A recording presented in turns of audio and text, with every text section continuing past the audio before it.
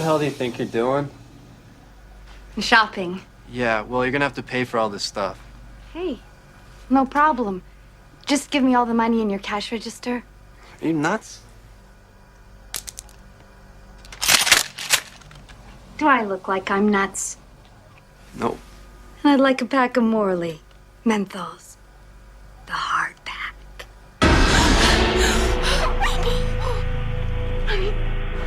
Honey, wake up. What? What's wrong? What? I just had the worst dream. Uh-huh. I didn't even tell you what the dream was. I robbed a convenience store. And then as I was leaving, I stole a red sports car. Really? Oh, the stick shift? I think so. I don't know. Could have been a German car? I don't know. I don't remember. Well, the point is, Could it have been a Porsche? Just forget about the car, all right? The weird thing is, I was with Shirley the other day, and we were having lunch, and we were talking about exciting things to do, and I jokingly said something about committing a crime, and then... Well, that must be why I had the dream.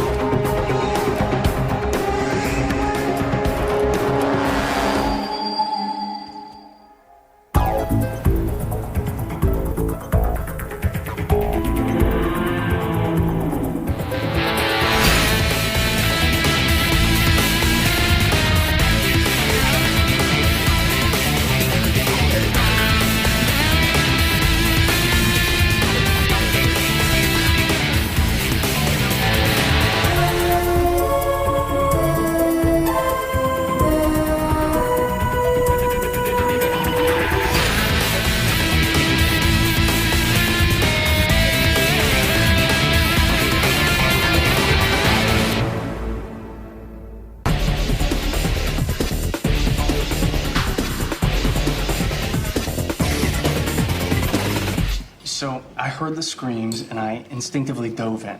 The water was so murky I could barely see my hand in front of my face. I guess I just got lucky because I managed to save both boys and their dog from drowning, and then I administered CPR to all three.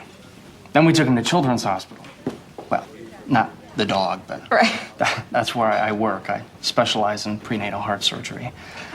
That's an incredible story. I'm sure you have dozens of incredible stories.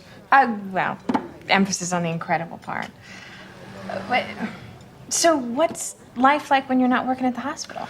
Well, when I'm not working, I donate time to Doctors Without Borders.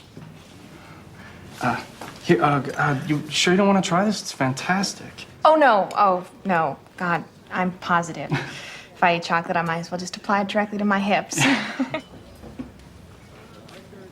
What? I can't get over the fact that you're a police officer. Why is that so hard to believe? Well, most people wouldn't put police officer and beautiful in the same sentence. Oh my God, look at me. I'm talking the whole time. It's a typical first date. I apologize. No. There's nothing to apologize for. Your check's there? Thanks. Did you have a small mixed green salad? Yeah. Okay, yours comes to $11.50. That was a joke.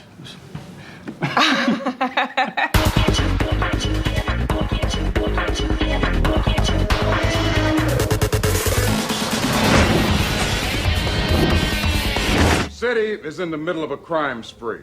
Common thread being the perpetrators are all normal people with normal jobs and no previous criminal history. Jonathan, you find that amusing? No.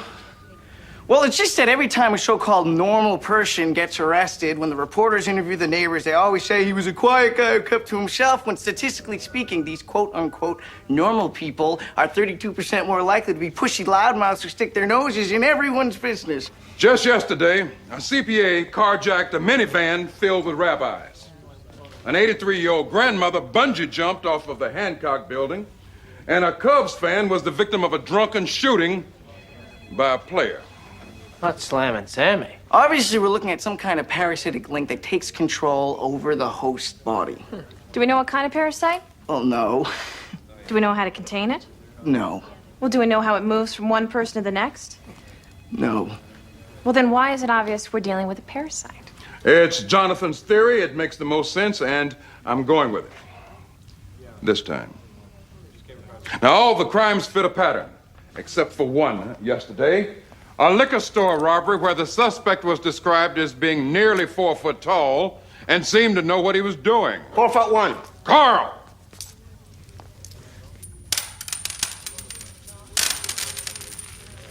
I wasn't anywhere near there, sir. Near where? Wherever it is you're talking about. I'm going to overlook that because we need your help on this case. We know you're friendly with the parasite community. Professional courtesy. Work your contacts, see what you can find. Carl, I don't want to have this armed robbery conversation again. You and me both, sir. Dismissed. So, how was your lunch date? He's amazing.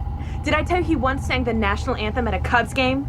Are you sure this guy's completely heterosexual? That's so offensive. Yeah, I know, and politically incorrect, but a valid question nonetheless. He's too perfect. Yeah, I don't know. I kept waiting for the other shoe to drop. You know, he's married, he's emotionally unavailable, he's... Gay? No, he's not gay. How am I going to have a relationship with someone? I can't even be honest about what I do. Well, first you have to be honest with yourself. What does that mean? Nothing. Oh, come on, you got something to say? Say it. You know, you can be a little repressed at times. Oh, okay. Unlike you, who doesn't have an urge or feeling that isn't acted on. I mean, you want to go to Mardi Gras for the weekend, you go. You want to take flying lessons, you take them. You want to go snowboarding in August, you figure out a way. What's your point? Well, that with me, that there are sides that you don't necessarily get to see. Okay, and for once, don't say what you're thinking. Fine. So how did you leave it with Dr. Perfect? I'm waiting for him to call. I thought you liked him. I do. I do like him more than anyone in a long time. All right, this is what you need to do. Oh, great. Coming from someone who's never had a relationship that's outlasted the expiration date on a gallon of milk. Call him. What? I'm probably breaking all kinds of confidentiality agreements by telling you this, but men like it when chicks take control. Chicks? That's right, chicks. That's how we talk when you're not around. So if you really want to see Dr. Marvelous again, you'll call him. And don't tell him I told you to do this. I can get into all kinds of trouble with the Guy Guild. The Guy Guild. Remember, mum's the word.